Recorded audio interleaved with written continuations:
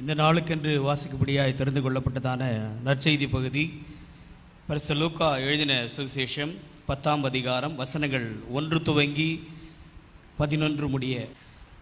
இவைகளுக்கு பின்பு கர்த்தர் வேறு 70 பேரை நியமித்து தாம் போகும் சகல பட்டணங்களுக்கும் இடங்களுக்கும் அவர்களை தமக்கு முன்னே 2 பேராக அனுப்பினார்.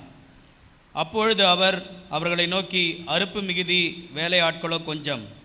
ஆகையால் அறுப்புக்கு எஜமான் தமது அறுப்புக்கு வேலையாட்களை அனுப்பும்படி அவரை வேண்டிக் கொள்ளுங்கள். புறப்பட்டு போங்கள், ஆட்டுக்குட்டிகளை ஓநாய்களுக்குள்ளே அனுப்புகிறது போல இதோ நான் உங்களை அனுப்புகிறேன்.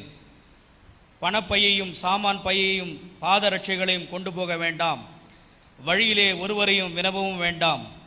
ஒரு வீட்டில் பிரவேசிக்கிற போது இந்த வீட்டுக்கு சமாதானம் உண்டாவதாக என்று முதலாவது சொல்லுங்கள். சமாதான பாத்திரன் அங்கே இருந்தால் நீங்கள் கூறின சமாதானம் அவனிடத்தில் தங்கும். இல்லாதிருந்தால் அது உங்களிடத்திற்கு திரும்பி வரும். அந்த வீட்டில் தானே நீங்கள் தங்கியிருந்து அவர்கள் கொடுக்கிறவைகளை புசித்து குடியுங்கள். வேலையாள் தன் கூலிக்கு பாத்திரனாயிருக்கிறான். வீட்டுக்கு வீடு போகாதிருங்கள்.